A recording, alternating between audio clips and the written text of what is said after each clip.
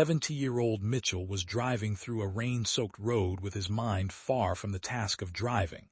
Suddenly, a black bear wandered into his path. Acting purely on instinct, he swerved to avoid it. The wet pavement caused his car to skid out of control. The vehicle spun, struck a rock, and flew off the road into the nearby woods. Unfortunately, fate had chosen the worst possible place and time for the accident.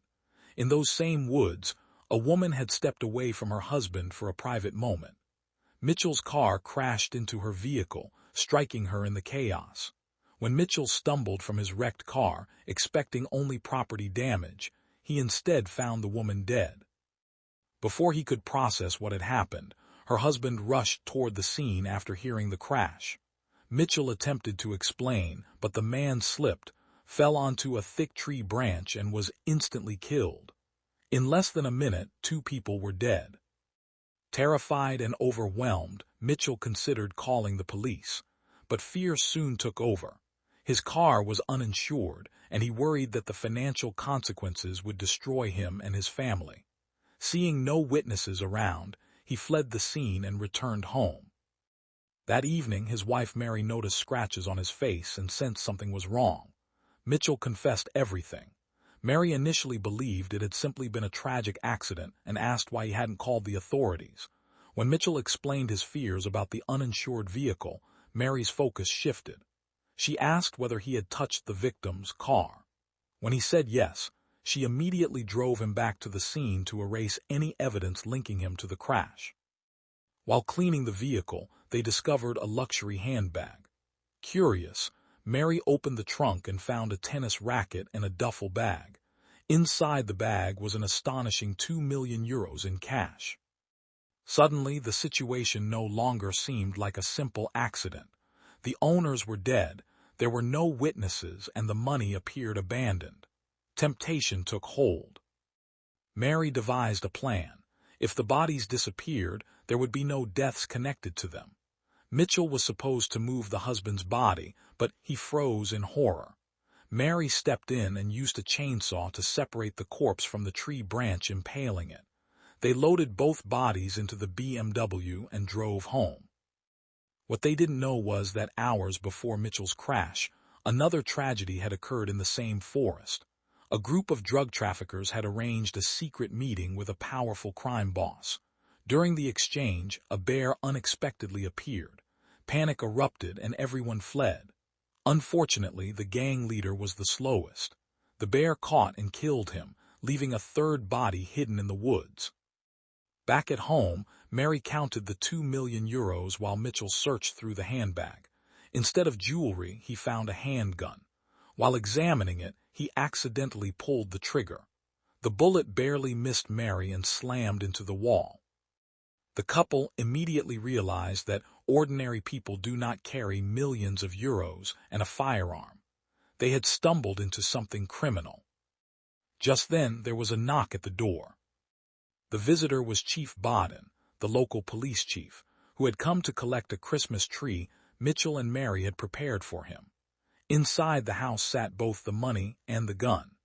Mitchell blocked the bullet hole in the wall with his body and managed to prevent Baden from noticing anything suspicious. Outside, he also cleverly hid one of the bodies from view when Baden helped load the Christmas tree into his vehicle. After the chief left, panic returned. Searching online for ways to dispose of bodies, Mitchell and Mary considered feeding them to pigs or dissolving them in acid. Eventually, Mary chose a different solution. The next morning, they loaded the corpses into a small boat and carried them upriver to an area known for salmon runs and frequent bear activity.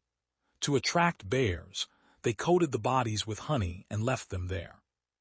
The following day, they returned expecting the bodies to be gone. Instead, they found all the bodies untouched and discovered a third corpse nearby. It was the gang leader killed by the bear. Realizing the situation was becoming absurd, Mary decided the police finding the bodies might actually be safer than continuing to hide them. Before leaving, she took the dead gangster's phone and planned to give it to their son Dominique as a Christmas gift. Meanwhile, police discovered drugs hidden inside station plumbing, connected to an abandoned vehicle found nearby. Investigators soon linked the dead individuals to drug trafficking. When Chief Bodden and Officer Florence examined the three bodies, they found something bizarre. All three were covered in honey. As the investigation intensified, Michel and Mary repeatedly encountered police roadblocks and questioning. They attempted to remain calm, but their nervous behavior only increased suspicion. Eventually, they hired the owner of a local adult hotel to provide a false alibi, claiming they had spent the night there. They even visited a strip club afterward to strengthen the story. However, Chief Bodden's investigation kept uncovering inconsistencies. Surveillance footage and witness statements slowly narrowed the timeline. Increasingly, Michel and Mary appeared to be the most likely suspects. Consumed by guilt, Michel confessed everything to a local priest. Instead of advising him to surrender, the priest convinced him to hide the 2 million euros inside the church. Mary was furious when she discovered this. Around Christmas Eve, 2 detectives were supposedly sent to assist the investigation. But during their journey, a dangerous criminal named Sammy murdered them and stole one detective's identity.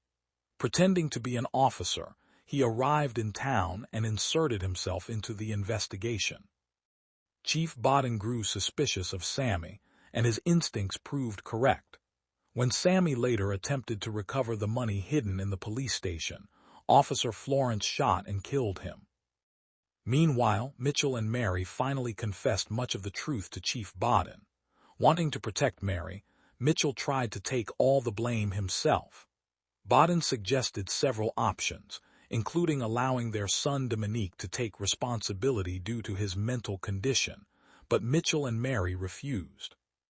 When Bodden learned about the money, he joined Michel, Mary, and the priest at the church. There, it became obvious the priest wanted the money for himself. Bodden took control of the cash and stored it as evidence. The situation seemed to calm down until New Year's Eve. A gangster connected to the missing drugs and money tracked Michel and Mary down. He invaded their home, beat them, and demanded the missing fortune. During the attack, Michel was stabbed. To save her husband, Mary claimed she knew where the money and drugs were hidden. She lured the gangster outside, pretending everything was buried in the yard. Once outside, she knocked out his bodyguard. The gangster drew his gun on her. Then, out of nowhere, Dominique appeared driving a bulldozer. Startled, the gangster stumbled backward down a slope. Dominique pursued him and drove the bulldozer directly over him, killing him. Mary finished off the bodyguard, ending the threat completely. With the criminals dead, the family finally found peace. Chief Bodden handled the remaining evidence in his own way. Some bodies were disposed of by feeding them to pigs, and the official investigation ultimately concluded that the deaths were connected to gang violence and drug trafficking. In the end, Michel, Mary, and Dominique survived an unbelievable chain of events involving a bear, multiple accidental deaths, drug dealers, gangsters, stolen money, corrupt opportunists, and a bulldozer. The strange lesson of the story is simple. If you see a bear on the road, don't swerve. Just stop the car.